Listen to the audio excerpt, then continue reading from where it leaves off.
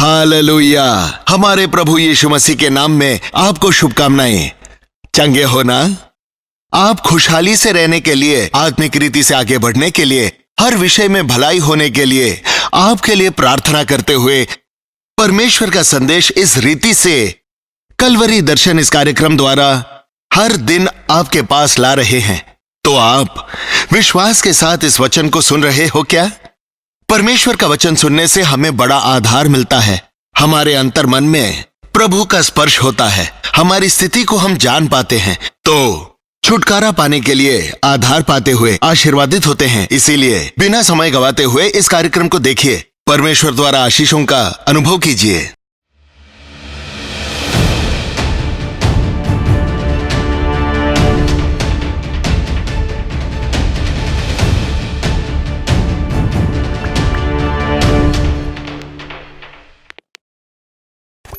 भजन संहिता 42 वचन क्रमांक 5। हे मेरे प्राण, तू क्यों गिरा जाता है? तू अंदर ही अंदर क्यों व्याकुल है? हे मेरे प्राण, हे मेरे प्राण, कहां है मेरा प्राण? प्राण कहां है? कितनों को प्राण है? आप हाथ दिखाइए। आपको शक है क्या?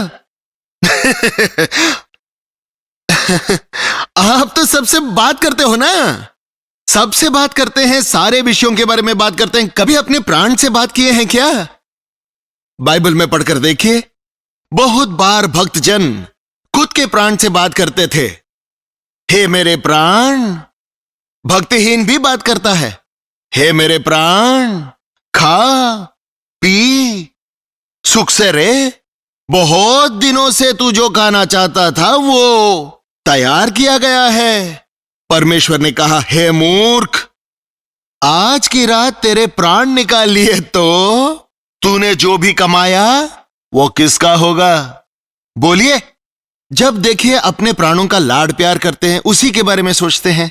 हाँ, और खुश रखना, प्राण जो चाहता है वो सब कुछ करना। लेकिन जो भक्त होते हैं वो कभी अपने प्राण को, उसके प्राण और उसके सभी चाल चलन किसके हाथों में है वो भूल गए हैं। आपके प्राण आपके हाथों में नहीं है, किसके हाथों में है? तुम्हें बनाने वाले जो सृष्टिकर्ता हैं उनके हाथों में है। तुम्हारे प्राण और तुम्हारे सभी मार्गों को जानने वाले परमेश्वर को भूलकर अपनी मर्जी के अनुसार जिएंगे तो हाय तुम्हें क्लेश। अगर आज आप अपने प्राण को अच्छे से खुश रखते होंगे, आप जितना अपने प्राण को खुश रखते हो उतना दब जाएगा तुम्हारा प्राण, दब जाएगा, उतना हाफने लगेगा, उतना जिद्दी बन जाएगा, उतना व्याकुल हो जाएगा। देखे है ना, प्राण को खुश रखने के लिए मनुष्य भागते ही रहता है, आखिर में वो चीज मिल जाए तो ऊब जाता है। यहां पर भक्त अपने प्राण की जांच करता है कि कैसा है मेरा मन, मेरा मन कैसा है। बोलिए। प्राण है करके कहते हैं, पर यह प्राण कहां है ये पता है? प्राण कहां है हम में? दिमाग में है या दिल में है? आखिर कहां है अपना प्राण? कहां है? किसी को नहीं पता, पर है या नहीं है? आपको है कि नहीं? मेरा प्राण ठीक नहीं है तो बस कर, ऐसे कहते हैं ईस्ट गोदावरी के लोग। बेटा खाना खा लो, नहीं चाहिए, मेरा प्राण ठीक नहीं है तो चुप कर, ऐसे कहते हैं। क्या हुआ? मेरा प्राण ठीक नहीं है, मैं नहीं खाऊंगा, ऐसे कहते हैं। प्राण ठीक नहीं का क्या मतलब? और प्राण ठीक है का क्या मतलब? कुछ कहते हैं कि आज मैं बहुत ही खुश हूं, आज मेरे मन में बहुत खुशी है, आज मैं बहुत मग्न हूं, ऐसे कई बार कहते हैं। फिर इतने में ही वापस देखिए कोई आपकी तारीफ करे तो बहुत अच्छे आदमी हो, ऐसे कहते हैं। आप बहुत अच्छा गाते हैं, आप बहुत अच्छे व्यक्ति हो, आप बहुत सुंदर हो, आप बहुत बलवंत हैं, हो आपके तरह तो कोई नहीं। बुरुक बुरुक बुरुक बुरुक करके साइकिल में हवा मारने की तरफ फैल जाते हैं। क्यों जी? बोले छी नालायक, तो अच्छा ही नहीं, तुझे कुछ नहीं पता, तुझसे अच्छा तो वही है, तो फुस हो जाते हैं। देखिए क्या बोले, पंचर डालकर वो हवा भरते हैं, सुई से जब उसे टोचते हैं तो वो कैसे सिकुड़ जाते हैं, देखा ना आपने? वैसा हाल हो जाता है। हम में से बहुत से लोग परिस्थितियों को देखकर, मनुष्य हमें देने वाला आदर और सम्मान को देखकर, या फिर उनकी गुड़की के द्वारा, परिस्थितियों के द्वारा हमारे प्राण कभी उमंग में रहते हैं या फिर कभी व्याकुलता में रहते हैं। आप ध्यान दीजिए, आपके प्राण परमेश्वर के हाथों में सौंप दे तो सभी समय में वो स्थिर होगा। यहां पर भक्त कहता है, हे मेरे प्राण, तू अंदर ही अंदर क्यों व्याकुल है? व्याकुल ऐसे मन, निरुत्साह से भरा हुआ मन। इस धरती पर हम जीवित रहते हैं, हमारे प्राण को व्याकुल करने के लिए बहुत सारे विषय संभव होते हैं। हम कितनी ही तैयारी के साथ, बहुत बार प्रैक्टिस करके, कितने ही प्रकार से तैयार होकर तुम सही से इंटरव्यू को जाकर मैं सेलेक्ट हो जाऊंगा ऐसे सोचते समय में अगर सेलेक्ट नहीं हुए तो तुम्हारा प्राण को क्या होगा बोलिए? वो पूरी तरह से थक जाता है कि नहीं? पूरी तरीके से फिर कभी नहीं जाऊंगा बोलकर फिर जाते हैं।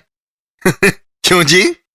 जो सोचा वो नहीं हुआ तो परीक्षा में फेल हो गए ऐसे बोलते ही उन जवानों के मन कितने व्याकुल हो जाते हैं। बहुत से जवानों के मन में छोटे से विषयों में 10th फेल होने पर जान दे देते हैं, ट्रेन के नीचे जान दे देते हैं, कुएं में गिरकर जान दे देते हैं।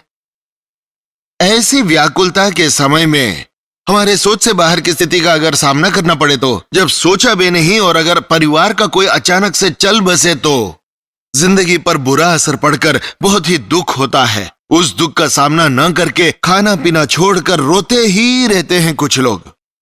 एक एक बार हम सोच भी नहीं सकते ऐसे एक बड़ा तूफान आकर जब घर गिर जाता है तब। कल विजयवाड़ा में प्रार्थना करते समय एक माँ बहुत ही रो रही थी। क्यों रो रही हो पूछने पर, भाई हमारा एक ही घर था, एलोर में रोड डालना है करके घर को तोड़ दिया गया कह के रोने लगी। बहुत ही तकलीफ में थी वो माँ। जब घर चाहिए था तब वहां यहां से कर्जे लेकर एक छोटा सा घर बनाया और रोड के बाजू में वो बुलडोजर को लाकर उसे गिरा दिया। उस माँ का प्राण बहुत व्याकुल हो गया, वो रोती रही। उसी सभा में बहुत सारे लोग तूफान में जब अपने रिश्तेदारों को खो देते हैं, अपने लोगों को खो देते हैं, खेलने के लिए गया हुआ बच्चा नदी में डूब जाए तो, स्कूल में जाने वाला बच्चा किसी अपघात के चपेटे में आ जाए तो सोचिए उस मां का मन कैसे हो जाता होगा। व्याकुल हो जाता है उसका मन, व्याकुल। आज के दिनों में ऐसे व्याकुल रहने वाले बहुत सारे लोग हैं। कुछ लोग मानसिक रूप से व्याकुल रहते हैं। व्यापार में अगर कोई घाटा आ जाए तो देखिए, व्यापार को ले लीजिए, वो अच्छा हुआ तो ऊपर जाता होगा, नहीं तो नीचे आ जाएगा, बीच में नहीं रहता कभी। It's not neutral. सो ऊपर जाए तो उड़ना नहीं, नीचे जाए तो व्याकुल ना होना। आए तो आने दो, जाए तो जाने दो, उतना ही। लेकिन ऊपर रहते समय बहुत खुशी में रहते हैं, पर नीचे आते समय व्याकुल होते हैं। तुम्हारी सारी खुशियां चली जाती हैं। बहुत सारे विषयों में मनुष्य व्याकुलता में रहता है। व्यापार के विषय में व्याकुल रहता है। बोलिए, दुनिया का भरोसा करके व्याकुल हो जाते हैं। मैंने किया था भरोसा उस पर, देखो क्या हो गया आज। भरोसा किया जिस पर, उसने मुझे डुबा दिया, मुझे धोखा दे दिया कहते हुए कई सारे लोग आज रोते हैं। बेचारे ये लोग पैसों को जमा करते सीट के नीचे, पलंग के नीचे रख देते हैं। यहाँ वहां पैसों को जमा करके बच्चों की शादी के लिए, बच्चों की पढ़ाई के लिए छुपा कर रखा हो तो वो सब बर्बाद हुआ तो, अरे 5 साल से जमा किया हुआ सब चला गया कहते समय वो मन कैसा होगा जरा सोच कर देखिए। व्याकुल हो जाता है। आपके जीवन में आप कभी व्याकुल हुए हो क्या?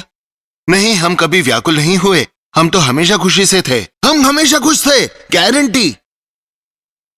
ऐसे मत कहना। आज तक ना सही पर शायद कल हो सकता है।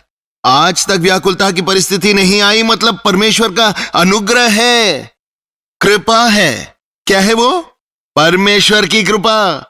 मेरे जीवन में बहुत सारे विषयों में मैं व्याकुल हुआ, बहुत बार। उस व्याकुलता का अनुभव है मुझे, नहीं रहता तो मेरा प्रचार अलग रूप से होता, क्योंकि जो बात है उसके बारे में भी नहीं मालूम होता। सेवक उपदेश को तैयार करते हैं लेकिन परमेश्वर ही उपदेशक को तैयार करते हैं करके बाइबल बताती है। दिल से आया हुआ प्रचार दिल को छूता है, दिमाग से निकला हुआ प्रचार दिमाग में ही समाता है। दिमाग को नहीं चाहिए भक्ति, भक्ति चाहिए इस दिल को। मसीह की भक्ति हृदय पूर्वक है, लेकिन वो दिमाग से, बुद्धि से और अच्छे बुरे विचारों से बिल्कुल नहीं। व्याकुलता के समय में, हम घटी के समय में, अपमान के समय में, बिना कुछ किए जब दंड हम पर आता है तब हम सोच भी नहीं सकते। ऐसे बड़ी ही विकट समय में हम बड़े व्याकुल हो जाते हैं। वो राजा हो या गरीब हो या कोई भी हो सकता है। मनुष्य बिना व्याकुल हुए नहीं रह सकता। परिस्थिति का प्रभाव मनुष्य के ऊपर आखिर दिख ही जाती है। तो एक व्यक्ति परमेश्वर पर आशा रखे रहता है तो भक्त कहता है, हे मेरे प्राण, तू क्यों गिरा जा रहा है, तू क्यों व्याकुल है, परमेश्वर पर आशा लगाए रहे। व्याकुल हो जाता है प्राण, व्याकुल, गिरा जाता है, हड़बड़ा जाता है। आज के दिन बहुत से जवान लोग अपने मन में व्याकुल हो जा रहे हैं, बहुत ही कमजोरी में जी रहे हैं। कितनी ही स्त्रियां पति द्वारा अपमानित होकर और अन्य वेदना के कारण सहन ना करते हुए व्याकुल होकर जी रहे हैं। कितने ही परिवारों में आंसू हैं, दुख हैं, वेदनाएं हैं। मेरा पति मेरा बहुत अपमान करता है। तो विश्वास करती है द्रोही, दुष्ट और अधर्मी जैसे पति होते हैं तो अपनी पत्नी की अश्लील तस्वीर खींचकर इंटरनेट पर डालने वाले ऐसे पतियों को क्या कहेंगे बोलिए। ऐसे किसी पति पर विश्वास करके अपना तन मन धन सब कुछ देती है जो पत्नी ऐसा अपमान पाए, तो वैसी पत्नी का दिल कैसे होगा, ये जरा सोचिए। ऐसे क्रूर जन भी आज हैं दुनिया में। पति कहलाने वाले पुरुष हैं। निर्लज्ज होकर मेरी पत्नी मेरे सामने ही पराये पुरुष से स्नेह करती है, मेरे सामने ही ऐसे करती है। अब मैं इस अपमान को कैसे सहन करूं करके कई पूछते हैं। उसे मार डालूं सोचता हूं, मेरे बच्चों का क्या होगा। तुझे माफ करूंगा, आजा कहूं तो मैं नहीं आऊंगी, तू जा कहती है। ऐसे एक भाई ने आकर कहा, उनका दिल कैसे हुआ होगा सोचिए। आज के दिन मनुष्य रिश्ता और उम्र का लिहाज भूलकर व्यभिचार में डूब चुका है। सामने वाले को अगर दुख दिलाए तो इनका मन खुश होता है। ऐसे दुष्ट लोग, शैतान से प्रेरित लोग तैयार हो रहे हैं। यीशु को नकारोगे क्या? इधर ही देखिए, परसों एक सेवा में गए पास्टर सेवा होकर लौटते समय में शत्रु ने 3 बच्चों को मार डाला। तीनों बच्चों की ऐसी हालत के बाद वो अपने सामने तीनों मरे बच्चों को देखकर रो रहे हैं। और देखिए वो लोग आकर कहने लगे, अब तू बंद कर दे, यीशु के बारे में प्रचार करना बंद कर दे। करोगे या नहीं? मैं नहीं बंद करूंगा। यीशु के बारे में बोले बगैर मैं बिल्कुल नहीं रह सकता हूं। यीशु के प्रेम को चखने वाला ऐसी व्याकुलता के समय में भी परमेश्वर पर आशा रखे हुए रहता है। मेरे बच्चे परमेश्वर के राज्य में हैं करके आशा लगाए रहता है। मेरा एक काम गया तो दूसरा काम आएगा करके आशा लगाए रहता है। मैं इंटरव्यू में सिलेक्ट नहीं हुआ तो इससे अच्छा जॉब मुझे मिलेगा करके एक विश्वास बनाए रहते हैं। हर बार वो व्याकुल हुआ नहीं करते। छोटी हार को देखकर हम व्याकुलता में जीते हुए नहीं रह सकते। हर छोटी रुकावट को देखते रहे तो हम आगे बढ़ नहीं पाएंगे। आपको आने वाली हर एक हार को एक स्टेपिंग स्टूल की तरह देखेंगे तो, एक अनुभव के रूप में देखेंगे तो, बिना व्याकुल हुए परमेश्वर पर आशा रखे रहेंगे तो बड़े हो जाओगे। दाऊद अपने घर का सबसे छोटा लड़का था। छोटा मतलब उनको बड़ा कम नजर आता था, इसीलिए उसके पिता ने उसे भेड़ चराने के लिए भेज दिया। लेकिन परमेश्वर ने उसे चाहा तो इज़राइल का राजा होगा कहकर अभिषेक किया। लेकिन आपको पता है क्या? अभिषेक होने के बाद राजा होने के लिए लगभग 20 साल हो गए। इन 20 सालों में कितनी बार वो व्याकुल रहा होगा, कितने डर में था या भय में डूब गया था, कितने प्रकार की समस्या का सामना करना पड़ा। तुमने कभी बाइबल में पढ़कर उसे ग्रहण किया क्या? भाइयों के द्वारा गिराया गया, युद्ध करना पड़ा, शत्रु को कुचलना पड़ा, अपनी पत्नी के द्वारा ठट्टों में उड़ाया गया, खुद का पुत्र खुद का खून। अबशलोम ने भी विरोध किया। देखिए विरोध होकर कितना धोखा दिया है। पिता के पास आने वालों को अलग ले जाकर दूसरी पार्टी बना ली। चाहे स्थिति कोई भी हो, परीक्षा में पढ़कर, व्याकुलता में पढ़कर, उसका ससुर, लड़की देने वाला ससुर, उसके प्राण लेने के लिए खूब दौड़ाया, उसे खूब दौड़ाया, पर परमेश्वर पर उसने आशा लगाए रखी। परमेश्वर ने राजा बनाने का वचन दिया है, परमेश्वर ने अभिषेक किया है। ये जो कष्ट है, ये जो समस्या है, ये युद्ध और ये ऊपर नीचे की स्थितियां, इन सभी स्थितियों से परमेश्वर मुझे छुड़ाएगा, ऐसे उसके ऊपर आशा रखी। इस रात के समय में आप अपने जीवन में सामना कर रहे हो या नहीं मैं नहीं जानता, मुझे कहने की जरूरत नहीं है, लेकिन अगर पूछेंगे तो, तुम बैठकर सोचोगे तो तुम्हारे जीवन में व्याकुलता का समय बहुत होगा, रहा होगा। तुम भूल गए होगे क्योंकि एक व्यक्ति ने कहा, मैं कभी व्याकुलता में नहीं पड़ता क्योंकि व्याकुलता के समय मैं पीता हूं। देखा है ना, हम शॉर्टकट्स का उपयोग करके जब मन ठीक नहीं रहता तो पीते रहते हैं। क्या ऐसे सिगरेट पे सिगरेट पीते रहते हो? पूछे तो अरे मन ठीक नहीं है मेरा, अरे मन ठीक नहीं है, अरे 10 पैकेट फूंक डालेगा वो, good good good good good good good, क्योंकि मेरे मन को दूसरे काम में बिजी रखता हूं, ताकि बिजी रहूंगा तो सब भूल जाऊंगा। कुछ लोग टीवी देखते हैं, कुछ लोग शॉपिंग जाते हैं, अगर मन अच्छा नहीं तो शॉपिंग करते हैं, पर फिर से घर आते ही फूट फूट कर रोते हैं, सोते ही रोते हैं, पूरा तकिया गीला कर देते हैं, अपनी आंसुओं से गीला कर देते हैं। दाऊद ने कहा, मेरा तकिया भीग गया है। देखिए, कई बार उस व्याकुलता का सामना न करते हुए, वेदना का सामना न करते हुए हमारा दिल उदास हो जाता है, हमारी सांस रुक जाती है। कई लोग आज के दिनों में बोल नहीं सकते, ऐसे दुख में रहते हैं, मानसिक वेदना में गिर जाते हैं। आज इस समय 5 लोग या 6 लोग मुझे अपने नाम बताए, जवान लोग,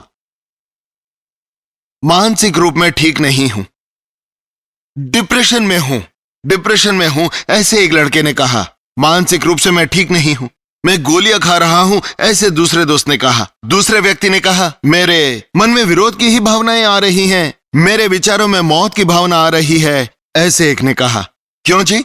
एक मां ने अपने बेटी के साथ आकर विजयवाड़ा में ये बात बताई, मेरी बेटी के 3 बच्चे हैं, इसके पति गुजर गए, दुख न सहन करने के कारण मैं भी मर जाऊंगी, कहती है। 3 बेटियां हैं इसके, पास्टर जी आप ही इसे समझाइए, अपनी 3 बच्चे हैं फिर भी उन बच्चों के लिए जी नहीं सकती, ऐसे इन दुखों का सामना नहीं कर सकती, ऐसे बोलकर ऐसी परिस्थिति को देख रहे हैं। ऐसे समयों में एक बात समझ लीजिए, अपनी व्याकुलता के समय में, दुख के समय में, हॉस्पिटल में दवाइयों के गुलाम बनकर, बीमारी में पड़कर, सोच भी नहीं सकते, ऐसे एक्सीडेंट के समय में व्याकुल हो जाते हैं। बाइबल में एक स्त्री विधवा थी, उसका एक ही लड़का था, वो लड़का मर गया, मर चुका था। उसे लेकर जाते समय वो मां रो रही है, मेरा कोई नहीं है करके। ऐसे जाते समय में सामने आया कौन?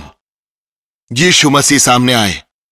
उस मां का दिल आंसू और मन को समझकर, उन्हें रोककर, उस पर हाथ रखते ही, उस पर हाथ रखकर उसे उठ खड़ा हो जा बोलते ही उठ खड़ा हो गया। ऐसे बाइबल कहती है। आज भी असंभव लगे ऐसे परिस्थितियों में, व्याकुलता के समय में, मनुष्य सभी तुम्हारा साथ छोड़ देंगे, तब आप यीशु मसीह पर अपनी आशा रखेंगे तो, परमेश्वर पर आशा लगाए रखेंगे तो, विश्वास से प्रभु कहकर बुलाएंगे तो, तुम्हारा क्लेश कैसा भी हो, कोई भी समस्या हो, कोई भी रोग क्यों ना हो, चाहे कोई भी परिस्थिति क्यों ना हो, तुम्हें शांति और हिम्मत देने के लिए, जयवंत बनाने के लिए, आपको पूरी जय प्राप्त कराने के लिए यीशु मसीह सर्वशक्तिमान है। यीशु मसीह देने वालों में से हैं। कितने लोग विश्वास करते हैं?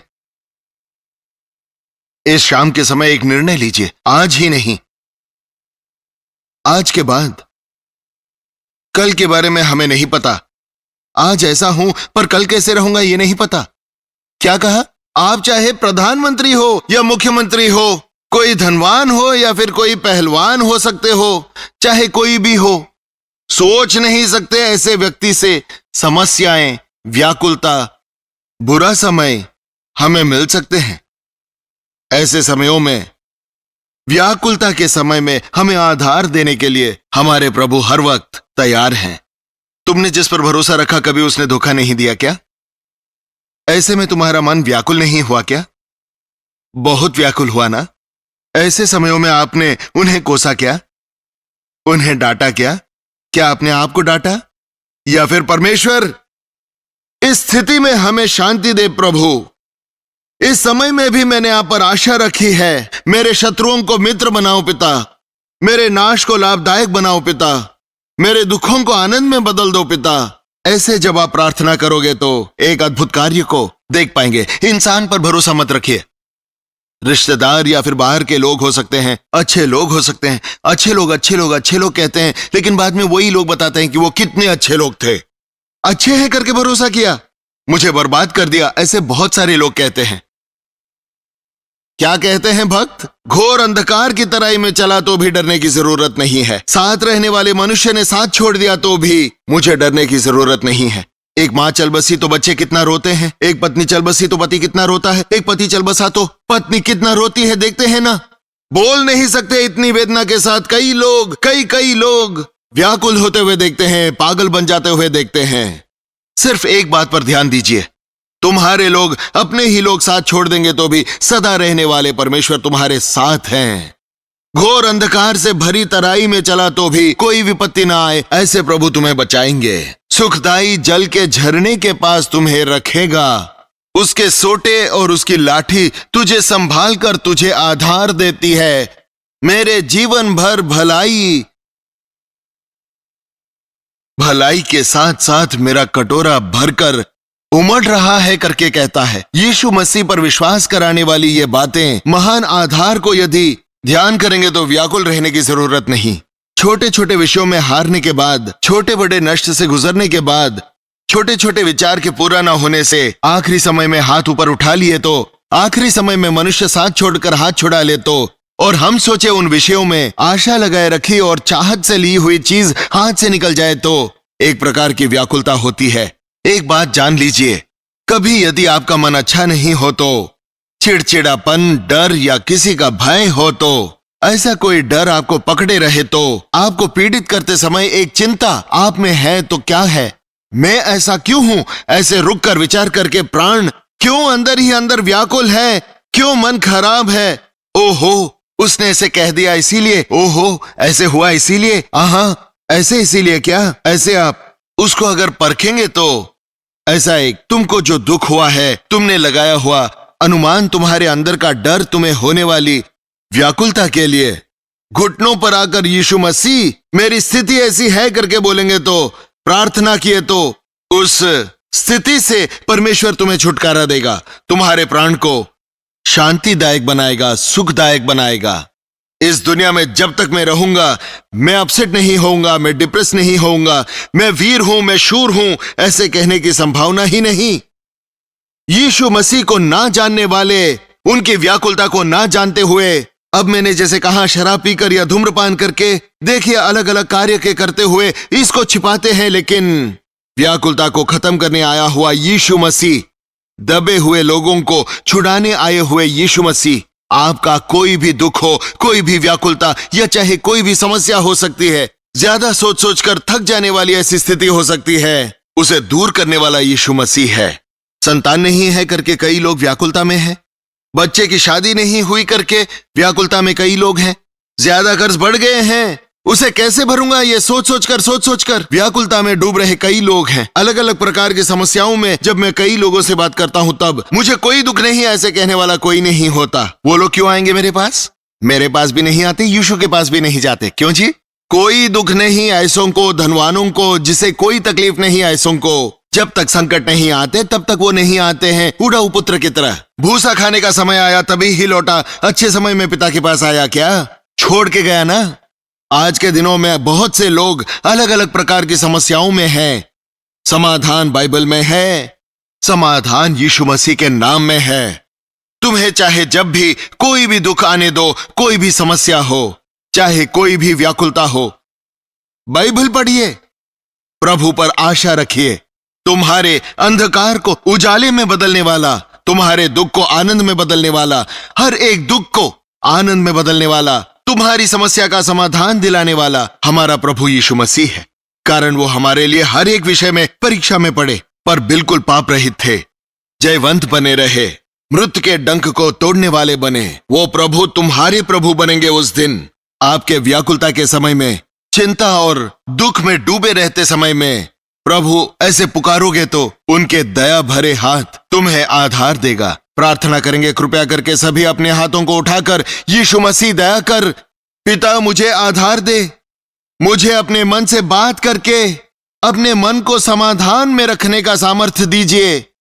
निराशा के समय में पिता रुककर सोचकर क्यों मैं ऐसी व्याकुलता में हूं, अपने आप की परीक्षा कर कर तुझ पे विश्वास करने की सहायता कीजिए। आपका समाधान हमारे हृदय में रहने के लिए सहायता कीजिए। कौन सी बात में आप लोग व्याकुल हो रहे हो और कौन सी बात आपको व्याकुल बना रही है, किस बात के कारण आप निराश हो रहे हो, कौन सी बात आपको पीछे खींच रही है, जिस विषय के बारे में आप सोचते हो और उसे पूरा नहीं कर पाते। ऐसे समय में उन विषयों में भी प्रभु आप पर आशा रखने के लिए सहायता कीजिए करके मुंह खोलकर परमेश्वर से पूछिए। तुम्हारे परिवार को बांधने वाला, तुम्हारी बीमारियों को चंगा करने वाला, तुम्हारी आर्थिक संकट से छुड़ाने वाला, जो डॉक्टर नहीं कर सकते वो परमेश्वर से हो सकता है तुम्हारे लिए। आशा रख, जिस पर तुम्हारा विश्वास है वो कितना महान परमेश्वर है। तुम्हारे लिए जान दिया यीशु मसीह तुमसे कितना प्यार करता है, ध्यान दीजिए। तुम्हें आधार देकर, तुम्हें चंगाई देने के लिए, तुम्हें हिम्मत देने, तुम्हारे साथ रहकर, तुम्हारे शत्रुओं के साथ युद्ध करने के लिए परमेश्वर हमेशा तैयार है। तू पुकार, प्रभु तू मेरा दोस्त बन जा, प्रभु तू मेरा उद्धारकर्ता बन जा, प्रभु तू ही मेरा स्वामी है।